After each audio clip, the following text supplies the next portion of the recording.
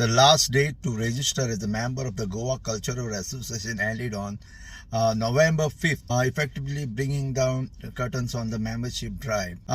Close to 250 Goans based here in Qatar have registered under the banner.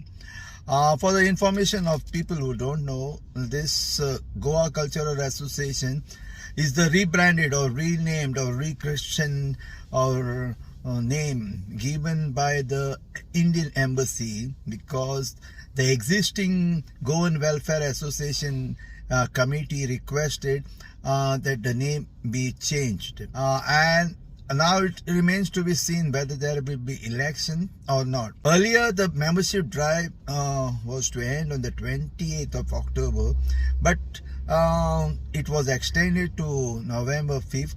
No intimation was sent, but in the end, it was the embassy directive to the Indian Cultural Center which made it to extend its dates. And going further, the tentative dates which were circulated to some of the members were November 28, but whether November 28 elections will be held or a fresh date will be announced, it remains to be seen.